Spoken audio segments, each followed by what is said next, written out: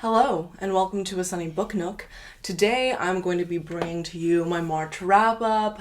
I read 18 books in the month of March, so I'm going to give you my statistical breakdown from my journal about my March reading, and then I will, go through all the books that I read in the order that I read them, as I usually do with my wrap-ups. So, the first statistical breakdown, or not stats, more like the number of books, tallying them, So, in terms of genre, I read 4 literary fiction books, 1 children's book, 1 YA contemporary, 1 play, 1 thriller, 2 mysteries, 1 short story collection, 5 nonfiction books, 2 romances. And then in terms of format, I read 12 of these via audiobook, 5 of these physically, 1 via ebook. In terms of race, 12 of these authors were white, 2 were black, 3 were Asian, and 1 was Latin American. Star rating wise, I read 5 5-star books, and I think it has to do with the fact that I read a lot of nonfiction books. And then I read 1 4.5 star rating, 13 4-star ratings, 1 3.5, 2 3 stars, and 1 2-star. So yeah, I know my taste. I typically pick up things that I know I want to read. And in terms of nonfiction, I always pick up books that people are recommending me, because all my comrades are always recommending me communist theory and history and feminist theory and shit. So, of course, all those books are usually going to be 5 stars for me. So anyways, it was also Women's History Month, and I did a reading vlog reading books by women. And there were just like books about women and feminism and stuff. So if you haven't seen that already, you should check it out.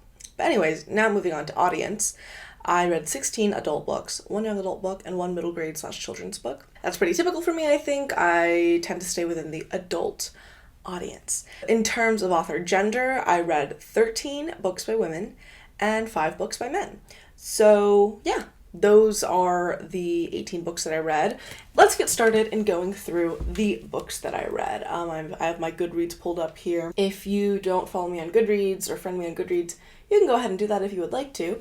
The first book that I read and finished in the month of March was Blackshirts and Reds, Rational Fascism and the Overthrow of Communism, I believe is the title. And that is by Michael Parenti, who is like a renowned communist historian, scholar, theorist.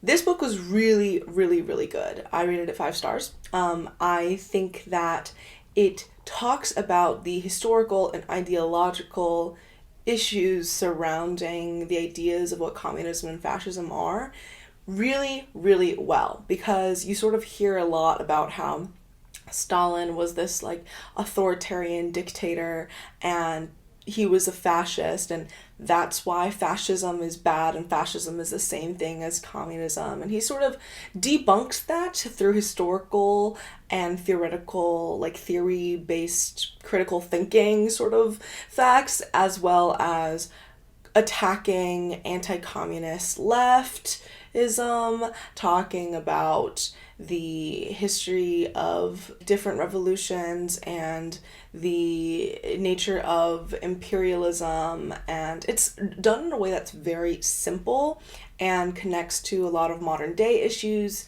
and he doesn't ignore things like gender and race, etc. I think that this book is a really phenomenal introduction and just a really phenomenal opening text to people who might have questions or want to learn more about what communism, socialism, all that shit is really about, and also sort of the arguments against it and why they don't make any sense. So I really recommend this. I listened to this via audiobook, but you can also find this for free online. There's like PDFs everywhere. It's a great book. It's really short, and I loved it a lot. So the next book that I read was a lesbian romance novel, and that one is Fixer Upper by Cara Malone. I rated this book 2 stars. So I did not really like this because I thought that the writing was really obvious and corny. The romance I was unconvinced by. I didn't really care about it. I wanted it to be over. It was really annoying me the whole time I was listening to it via an audiobook. But it does have like a butch femme relationship dynamic because there's like this woman who moves into this house after getting out of this toxic relationship, or not getting out of it, but she gets kicked out of her apartment in New York because her girlfriend, her ex at this point, is super abusive and toxic and manipulative. And so now she doesn't have any money. She's moving into the house that her aunt left her after she died. And the person who lives across the street from the aunt is very protective of the aunt who has died, because the aunt's kids and, you know, our other main characters' cousins were like homophobic and like gross and like mean to her. So she doesn't want those cousins to inherit the house. So when our character from New York moves in, she's kind of suspicious, but then they end up doing this whole thing where they help fix up the house and they, you know, start hooking up or whatever. But the whole main issue here between the romance and like what drives their dynamic is that our character who lives across the street from the aunt's house is a mechanic and developer, and she like helps build this town's buildings and shit. So she's helping the New York girl who just moved in fix up the house. But butch mechanic is very anti-relationship. Like, she only does hookups. Like, she can't commit to things. The love interest is obviously still dealing with her toxic relationship with her ex and trying to figure out what she wants to do with her life because she's been unemployed for like 3 years. So yeah, it is a sweet but annoying romance for me personally. I think romance readers, if you're looking for a sapphic romance, you should pick this up if you would like to. But for me, not my favorite. The next book that I read was the sequel to Finlay Donovan is Killing It, which is Finlay Donovan Knocks Him Dead by Elle Cosimano. This book was much anticipated by me because Finlay Donovan, one of my favorite mystery thrillers of last year, like probably my favorite like mystery thriller. I think it's so fun and campy and ridiculous, but amazing. Finlay Donovan Knocks Him Dead sort of gets into the relationship issues of our divorcee single mom at this point in her relationship to the ex-husband, who is going through another basically divorce situation with the new woman. Like, it's a lot of suburban drama, but I eat it up, you know what I mean? I think this book was, as everyone has been saying, not as good as the first one, but it was still fun and continued a lot of the storylines and conflicts that were introduced in the first book, like the panic over being an author and having to meet deadlines, the, you know, actual issue of like trying to protect your kids and keep them safe because someone is out trying to kill our main character's ex-husband, and because the main character's ex-husband is getting a hit put on him, she doesn't want the kids to be around him because she doesn't want the kids to be in danger. She doesn't want him to be in danger either because she doesn't want him to die and her kids to go through all that shit. So she's like, he's not like a bad man, he's just like a fucking dude, so I don't want him to like fucking die. She ends up hiring this random greasy hacker guy kid to help her try to figure out what the fuck is going on. It's just a really fun dynamic situation with the other woman like trope and characters being integral to the story as well. But I think what's annoying about this series for me is the heterosexuality of it all and the various like love interests that Finlay has with like this cop and this lawyer. Like, it's just like, but anyways, 4-star read. I enjoyed it. The next book that I read was in my reading vlog, and that is Women's Liberation and the African Freedom Struggle by Thomas Sankara. This is a book that I read online. You can find a free PDF anywhere, I'm pretty sure. But I really, really, really enjoyed this. I thought it was phenomenal, and it's like a seminal text for a reason. It's sort of just, Thomas Sankara was the revolutionary leader of Burkina Faso in the late 20th century before he was assassinated by the French government. So this sort of talks about anti-colonialism and feminism and within the context of Burkina Faso at this time and his vision for a unified nation and struggle, and how in order to do that you have to, and he encourages and he implemented the attacking and destruction of institutional sexism and interpersonal personal patriarchal dynamics. It was phenomenal. It's a really, really short read, and I highly recommend it. I rated it 5 stars.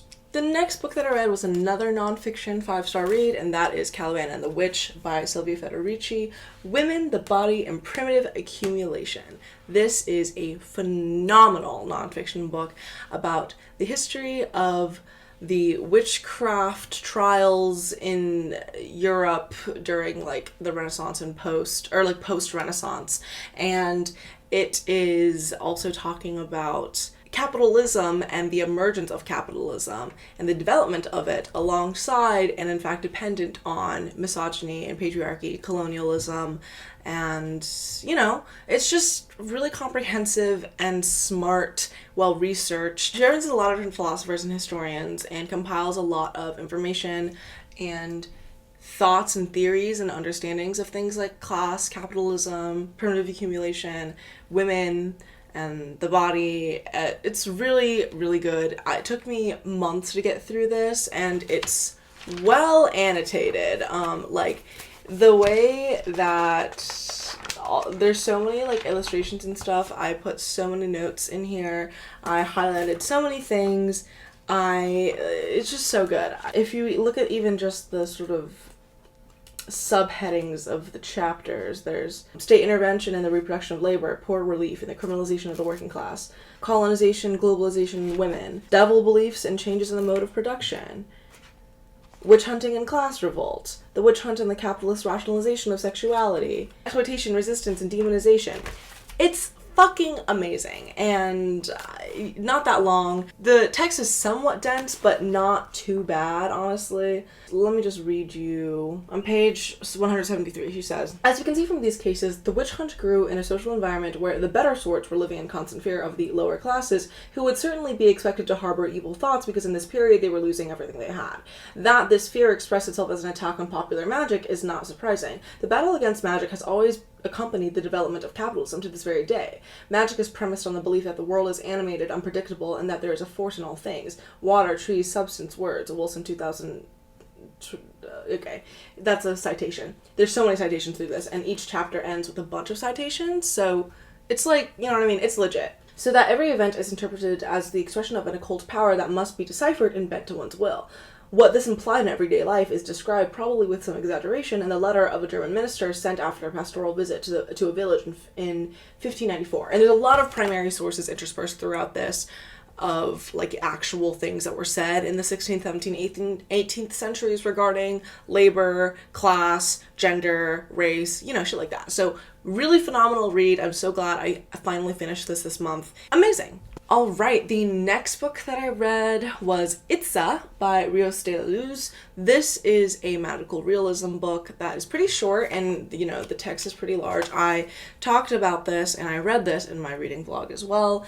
It follows these two sisters who are descendants of like a long line of brujas, and so their grandma and just their grandma and her mom were all like witches, and there's a lot of really rich description of magic and the elements, and there are some elements of it that are really like gross and visceral, but there are other elements that are very deeply beautiful and descriptive. It deals a lot with trauma, and it's about living at the border. It's about being perceived as othered and being racialized as a brown person at the border. It's about gender and being a young girl and growing up, and the violence that one faces, and the exploration of oneself and identity and sisterhood and family. It is a really, really beautiful, stunning book, but I think that there are some elements that it just wasn't like necessarily for me, but I see all of its benefits. I see how valuable it is. I see how beautiful it is, and so for that I rated it 4 stars. The next book that I read was another nonfiction audiobook, and that was Hammer and Hoe, Alabama Communists During the Great Depression by Robin D.G. Kelley, whom I met and who is a delightful scholar and historian. He, I think, is a law professor at UCLA, and he gave a talk and I met him. It was actually really funny because I was sitting at the front of the auditorium, right by like the podium where I presumed that the speaker was going to stand.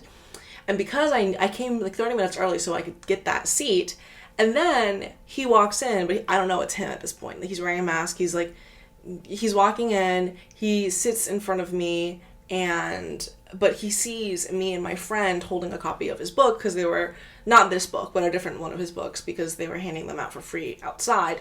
And he looks down at the book and he's like, "Have you read that? What did you think?" Or like something along those lines. And we were like, "No, we just picked it up. They had them out for free over there." And he was like, "Oh, okay, cool. I heard there's another edition coming out this year." We were like, "Oh, cool. Interesting." And he turns around, he does something else, and then eventually he turns back around to us and he's like, "That was a joke, by the way. I wrote that book." And we were like, "Oh my god, you're Robin D.G. Kelley." And it was really fun. We ended up talking. I mentioned, actually, Blackshirts and Reds by Parenti, and he was like, "Yeah, that's a really important read." And anyways, so we chatted a little bit. He started off his speech by being like, "I was just talking to my friend Sunny and over there." I was like, whoa, like I felt so, I was like, this is very slay, like it's very amazing to me.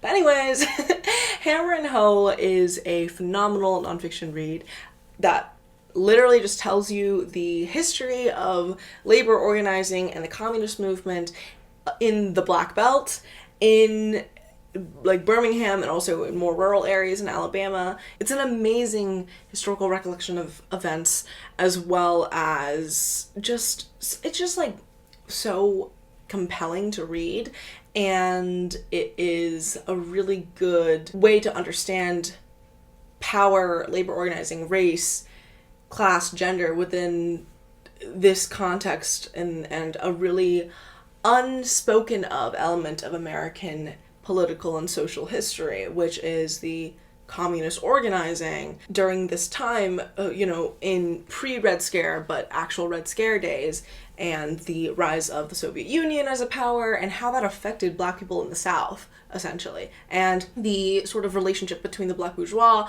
and like the NAACP and poor Black workers, and those dynamics, and interracial dynamics, intraracial dynamics, gender dynamics within movements. It was really interesting, and I learned so much, and I loved it a lot. So 5 stars, obviously. The next book that I read was Fiona and Jane by Joan Chen Ho, which I rated 4 stars. It's about these 2 friends who were friends in high school and middle school maybe, and then they grow apart as adults, about them going in and out of their relationships and marriages and having affairs and, pursuing their careers and then moving back home and then having a really tense relationship with their parents and fathers who are estranged or who committed suicide. And it's just a really interesting examination of the intimacy of like female friendship and being like Asian American, and the complexities of identity and dynamics and struggles, sort of interpersonal interactions, and how loaded they can be. I think it was a really interesting book for me to read. I really enjoyed my time with it. I liked it a lot, so I would recommend it. The next book that I read was a children's book called Little Witch Hazel, A Year in the Forest, which when I was in New York, I kind of just sat down in a bookstore and read this cover to cover because, it's a children's book, and I thought that it looked so beautiful. And it is. It's a very beautifully illustrated book.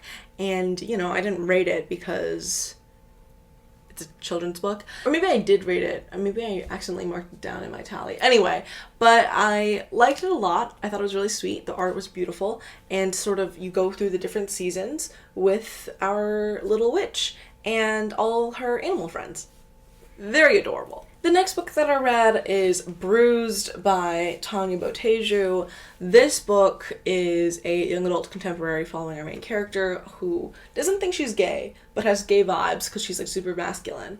And she is struggling with self-harm in the aftermath of her parents' death. It is a really compelling look at trauma, young womanhood, coming of age, discovering yourself, having like feelings for someone, finding community, finding help, trying to get better. I thought it was kind of heavy-handed, but it dealt with the topics at hand in an interesting way. And I think if I read this when I was in middle school or high school, I would have really loved it and really seen myself in these characters. But because now I'm like an adult and you know, I have a more mature reading taste, I think that's why it was like a 3.5 star read for me. Again, I talk more about this in the reading vlog where this was also read. The next book that I read was another lesbian romance, and this was Delilah Green Doesn't Care by Ashley Herring Blake. This book is actually really fucking adorable. I really like this. I rated it 4 stars. One of our main characters is a single mom who is co-parenting with like the guy she got pregnant with when she was like 19. She runs a little bookstore that her mom owned, and it's like a cute little small town, you know? So there's that whole thing, and she has a like 11-year-old daughter, and she is trying to, you know, like her friends are like, you really need to like go hook up with someone, you haven't had sex in a long time, and she's like, oh, fine.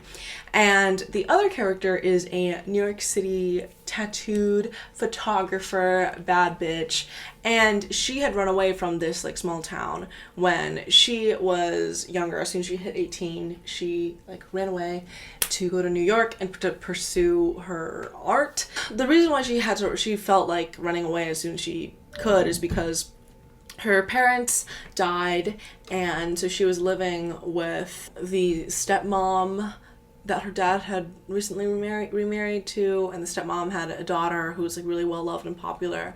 And Delilah Green, the photographer girl who ran away, she is sort of the awkward one, and also she was like dealing with a lot of shit because her parents had died, and she was living in a home where she felt like she wasn't really wanted, and her stepsister essentially is anyway, so you know, later, now that she's an adult, the stepsister is having a wedding and invites Delilah to come photograph the wedding. And because the stepsister and Delilah have like a really kind of tense relationship, the stepsister's friend group, one of the people in the friend group is Claire, which is the single mom. But Claire and Delilah are really attracted to each other. They end up hooking up.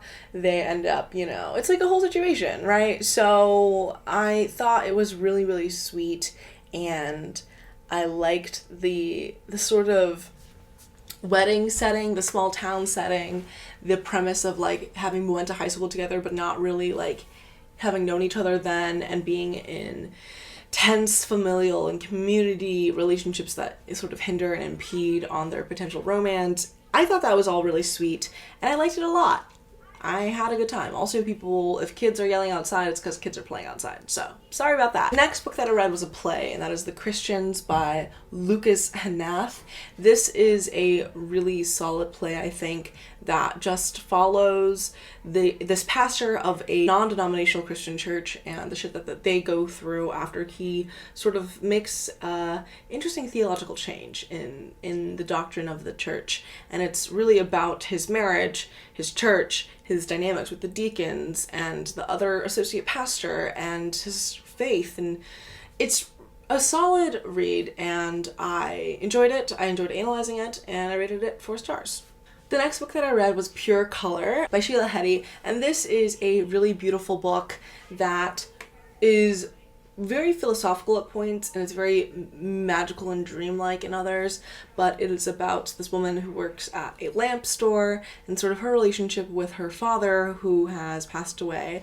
And so it's a grief story, but it's ultimately something that is really heart-wrenching and beautiful, and I really enjoyed it, so I rated it 4 stars.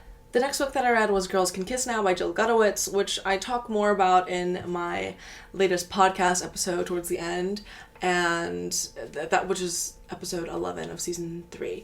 And I talk more about it towards the end of the episode, so if you want to hear me do a full pitch in a more long format, you should check that out. But anyways, this book is a collection of essays about coming of age in the early 2000s and coming to realize that you're a lesbian in your like mid-20s, and this collection of essays kind of examines pop culture, and it's sort of memoir-ish in some ways and sort of pop culture analysis, and I really enjoyed it. I rated it 4.5 stars. I knocked off a 0.5 because of the cringy millennial humor, but I found the honesty and vulnerability of sharing like your childhood and repression and coming to terms with your lesbian identity later in life. Like, well, not later in life, but like in your mid-20s, because you didn't really consider that it was even a possibility before that, and sort of being obsessed with pop culture and the celebrity brain rot and bullshit like that. Like, it felt really relatable to my podcast and the stuff that we talk about.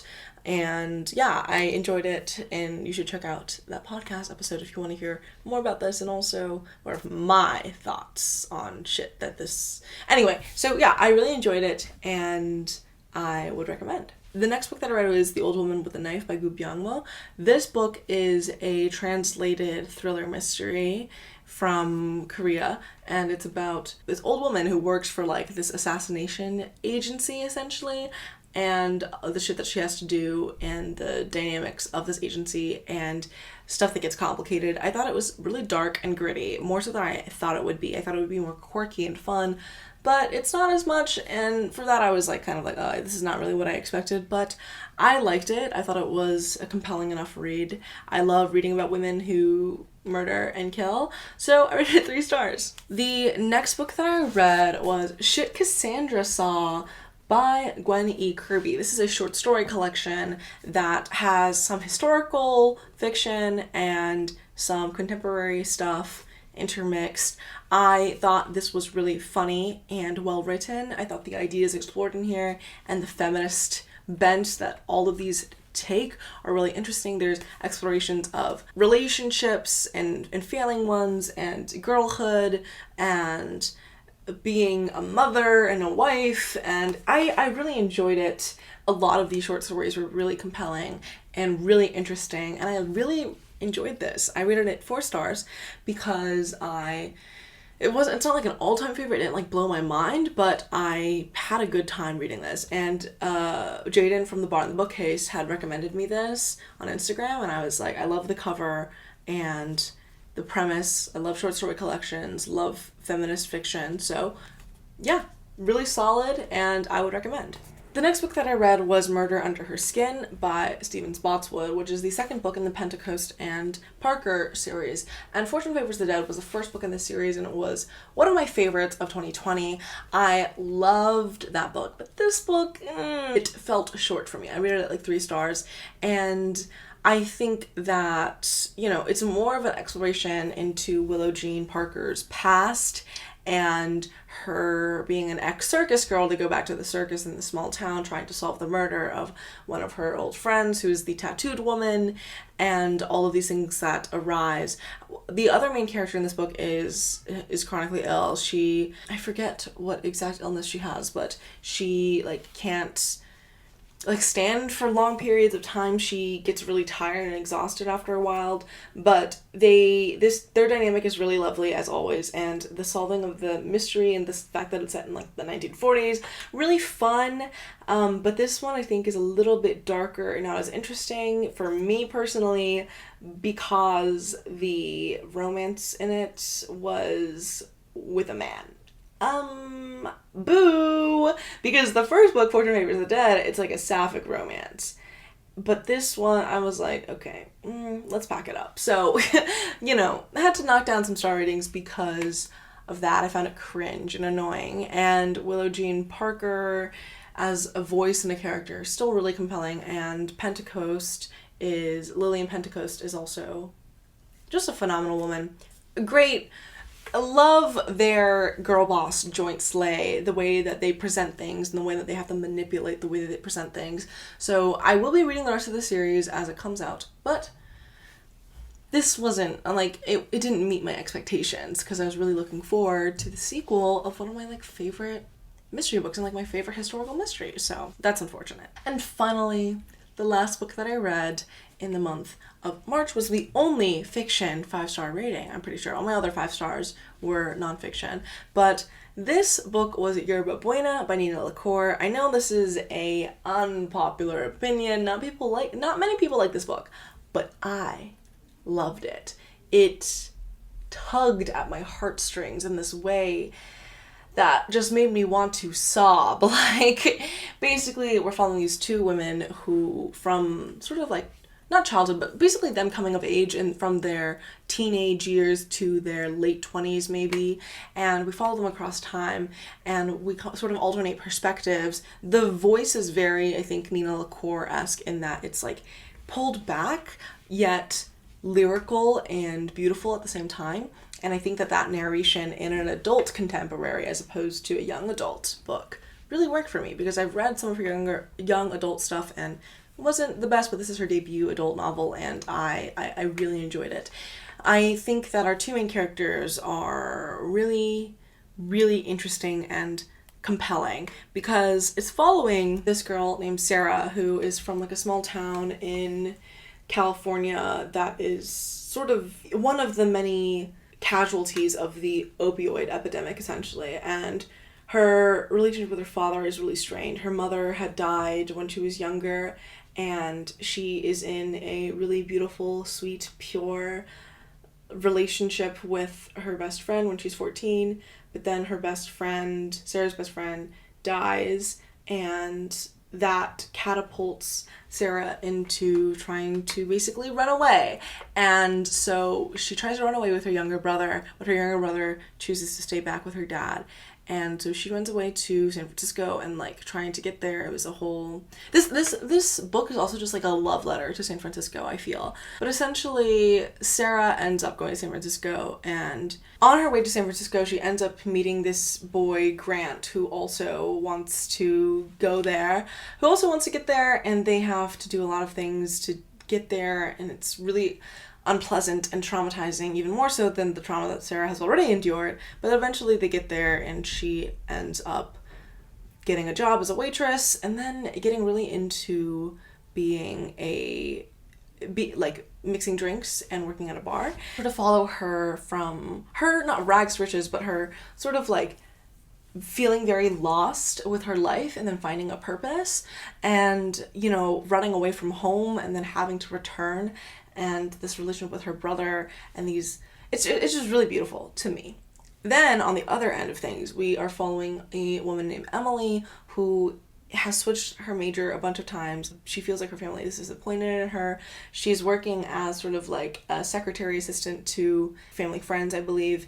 And she also has a like sort of mixed Creole identity that is sort of explored in here, but she's like a really beautiful dynamic family who she feels like she's disappointing. She ends up working at a flower shop, and then she ends up working, she ends up hopping around and feeling lost, but then at the flower shop, she ends up working at this restaurant, doing the flowers for this restaurant called Yerba Buena. And Yerba Buena as a word, as an actual like herb, and also the restaurant itself, the name of the restaurant, is what ties a lot of them together, because that's where Emily and Sarah meet for the first time. And they only meet maybe halfway throughout the book, which some people didn't like, but I really enjoyed, because we got to explore who they were outside of their relationship to each other in a really thorough way, because the way who they are outside of their relationships to each other is really what informs how they get together, because Emily ends up having an affair with the owner of the restaurant, who's this like really rich multimillionaire chef with a family, and it is sort of a look at power dynamics and being a young woman in a big city and not feeling enough, and also sort of, you know, like it talks about all these complex things and then puts these two characters in each other's lives. And it was just so heart-wrenching. I loved it so much, and I think it might be my first 5-star fiction read of the year, and for a good reason, I think. I don't know why people don't like this book. I found it charming and exquisite and gut-wrenching, and this exploration of familial relationships and success in your own career and how that comes about, overcoming and coping with trauma, and what community looks like.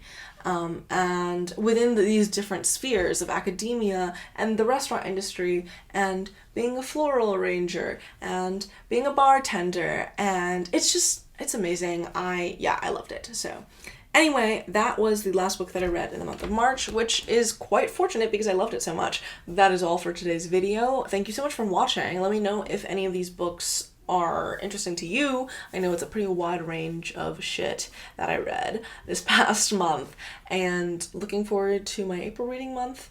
Looking forward to talking to you again about books, and please like and subscribe if you want to, and let me know down below if you've read any of these books and if any of them are of interest to you. So thank you so much for watching. I'll see you in my next video. Bye!